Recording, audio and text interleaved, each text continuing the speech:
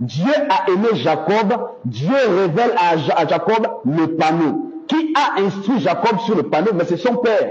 Son père l'a reçu de qui? Son père l'a reçu d'Abraham, Abraham l'a reçu de Dieu. Voici comment Dieu choisit une lignée par qui transite la prophétie. Une seule lignée par qui transite la prophétie. Jacob a 12 fils. Jacob, c'est celui qu'on appelle Israël. Parmi les 12 fils de Jacob, il y a encore eu une élection de Dieu. Dieu choisit un, au nom de Joseph.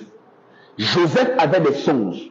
Mais dans les songes que Joseph avait, c'était une manière de le préparer à l'exode. Parce que la prophétie, dans Genèse 15-13, affirme bien qu'ils seront étrangers dans un pays qui ne sera point à eux. Alors ici, cela a été la préfiguration de l'exode. Quand les hommes regardent, ils voient sujet, verbe, complément. Pour eux, c'est simple, c'est une phrase. Non. Quand Dieu regarde, à l'intérieur, Dieu est en train de citer les noms. Indirectement, Dieu est en train de citer le nom de Joseph.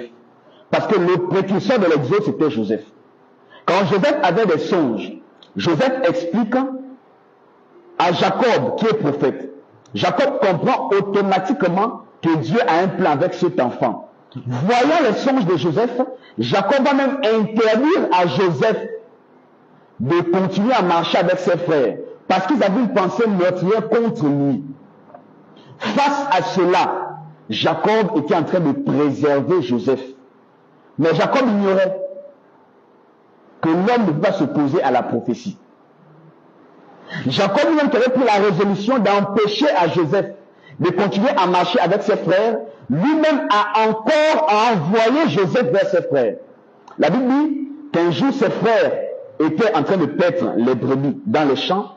Jacob lui-même envoie Joseph regarder ses frères, sachant déjà les projets que ses frères avaient sur lui.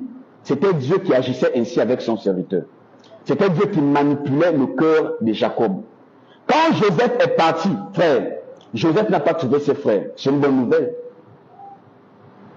Il pouvait échapper à la mort.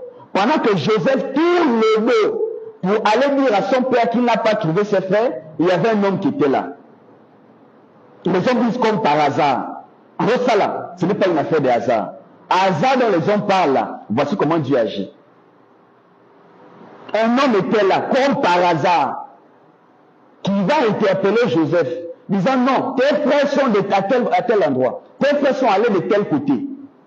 Voilà comment Joseph poursuit son chemin. Arrivé sur place, voici comment ses frères ont prémédité de lui faire du mal. Voici le faiseur de songes. Tuons-le et nous verrons ce que ces songes deviendront.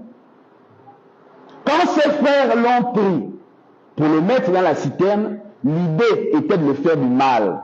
Frère, il y a des moments comme ça, là où vous serez toujours attaqué, là où vous allez partir de difficulté en difficulté.